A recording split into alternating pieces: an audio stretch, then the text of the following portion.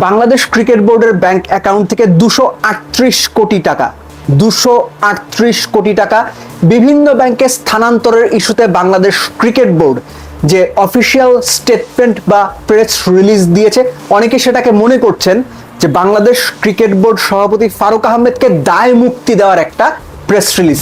কিভাবে সেটা দেখেন, ওই প্রেস রিলিজে খুব স্পষ্ট করে একটা জায়গায় এরকম করে বলা আছে যে এই যে টাকা স্থানান্তর এক অ্যাকাউন্ট থেকে আরেক ব্যাংকের অ্যাকাউন্টে বা লেনদেন, এটার যে স্বাক্ষর করার বা সাইন দেওয়ার অথরিটি সেটা বোর্ড সভাপতি নয়, বরং সিগনেটরি কিংবা সাইন দেওয়ার অথরিটি দুইজনের। কারা কারা? ফিনান্স ডিপার্টমেন্ট চেয়ারম্যান এবং tender and purchase department chairman. K? Finance department chairman Fahim Sinha এবং পারচেস অ্যান্ড টেন্ডার কমিটির চেয়ারম্যান মাহবুবুল আনাম। ইন্টারেস্টিং পার্টটাও এখানে খেয়াল করে দেখেন, ওই প্রেস রিলিজে স্পষ্ট করে এটা বলে দেওয়া হলো যে ভাই এই দুজন সিগনেটারি, তার মানে টাকা লেনদেনের যে বিষয়টা এটা তাদের দায়। প্রকারান্তরে কিন্তু তাই দায় মুক্তি দেওয়ার চেষ্টা। এবং যেদিন ভিডিওটা করছি শনিবার বিকেলে বিসিবিতে মাহবুবুল আনাম প্রেস কনফারেন্সে সাফ জানিয়ে দিয়ে গেছেন যে যখন তাদের কাছে সাইন করার জন্য কোনো কিছু আসে তারা সিদ্ধান্ত নিয়ে সাইন করেন না, সিদ্ধান্ত হয়ে আসে তারপরে তারা সাইন দেন। ব্যাপারটা বুঝতে পারছেন? সিগনেটরি আপনি, কিন্তু সিদ্ধান্ত নিয়ে দিচ্ছি আমি যে এই ভাই সিগনেচার করেন, আপনি সিগনেটরি হিসেবে আপনার না করার সুযোগ নাই।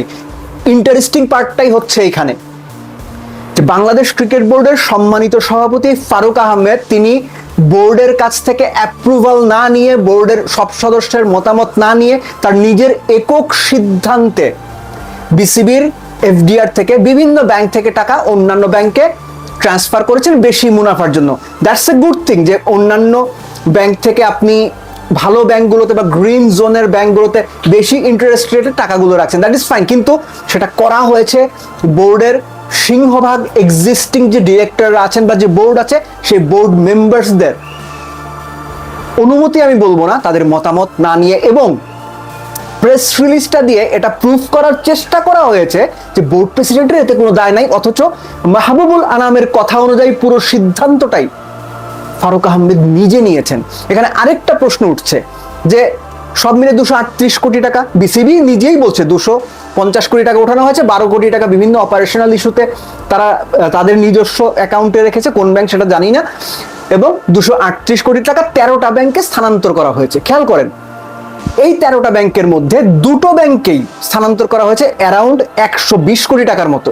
কেন? ব্যক্তিগত কোনো ইন্টারেস্ট রয়েছে, কোনো স্বার্থ রয়েছে?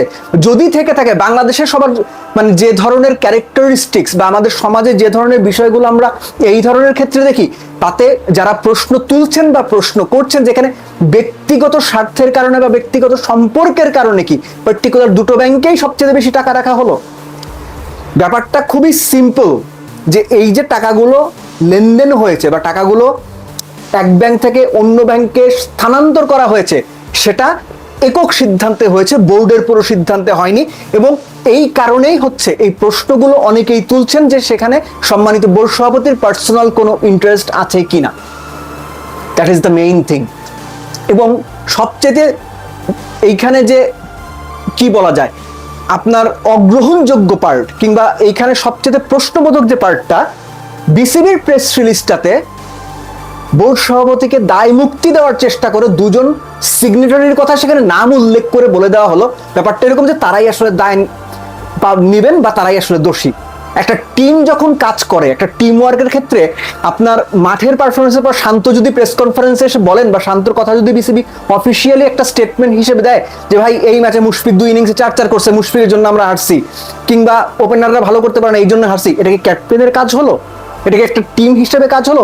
এক্স্যাক্টলি সেম ঘটনা ঘটেছে যে ফারুক আহমেদকে দায় মুক্তি দেওয়ার জন্য অন্য আরো দুজন পরিচালক যারা বিসিবির তরফ থেকে, আবারও বলছি বিসিবির তরফ থেকে বিভিন্ন ব্যাংকের লেনদেনের ব্যাপারে সিগনেটরি যারা সাইন করেন তাদের দুজনের নাম ফ্লাশ করে বলা হলো যে তারা সিগনেটরি, বোর্ড সভাপতির এখানে স্বাক্ষর করার এখতিয়ার নাই।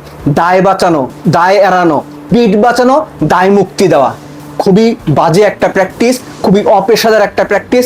এবং এটা থেকে আবারও প্রমাণ হয় বাংলাদেশ ক্রিকেট বোর্ড বর্তমানে যেভাবে চলছে কোথাও কোনো নীতি, শৃঙ্খলা একই সঙ্গে অ্যাডমিনিস্ট্রেটিভ ডিসিশন কমপ্লায়েন্স কোনো কিছু এক্সিস্ট করছে না। পুরো জিনিসটা তালগোল পাকিয়ে ফেলেছেন বাংলাদেশ ক্রিকেট বোর্ডের কর্মকর্তারা। এবং ফারুক আহমেদের নেতৃত্বে যে ক্রিকেট বোর্ডটা এখন রান করছে, এই ক্রিকেট বোর্ডটা কোনোভাবেই, কোনো যুক্তিতেই, কোনো আলোচনাতেই ভালোভাবে রান করছে এটা বোধহয় কেউ বলতে পারবে না। ফারুক আহমেদের সবচেয়ে কাছের মানুষ হয়তো বলতে পারবে না যে প্রফেশনালি ক্রিকেট বোর্ডটা রান করা হচ্ছে। চারিদিকে সমালোচনা, বিপিএল, ডিপিএল, ম্যাচ ফিক্সিং, এক ব্যাংক থেকে অন্য ব্যাংকে টাকা স্থানান্তর, বিপিএল এর টিমগুলোর আপনার গ্যারান্টি মানি না নেওয়া, দেয়ার আর সো মেনি থিংস। লাস্ট একটা তথ্য দিয়ে শেষ করি। 25শে জানুয়ারি, এই বছরের 25শে জানুয়ারিতে বিসিবির যে স্ট্যান্ডিং কমিটিগুলো, সেই স্ট্যান্ডিং কমিটিগুলো গঠন করে দেওয়া হয়েছে। খেয়াল করেন, টাইমলাইনটা খেয়াল করেন। 25শে জানুয়ারি মাহবুবুল আলম কিন্তু ফাহিম সিনহারা ফাইন্যান্স কিংবা আপনার টেন্ডার পারচেস কমিটির দায়িত্ব বুঝে পেয়েছেন। টাকা কিন্তু ট্রান্সফার হয়েছে গত বছরের অক্টোবর বা নভেম্বরের মধ্যে, অগাস্ট থেকে নভেম্বরের মধ্যে। তাহলে কি হলো ব্যাপারটা? এই যে অগাস্ট থেকে নভেম্বরের মধ্যে টাকা ট্রান্সফার হয়ে গেল, তারপরে সাইন করা হলো, যারা সিগনেটারি আছেন, দায় তাহলে আপনি কাকে দেবেন, কাদের দেবেন?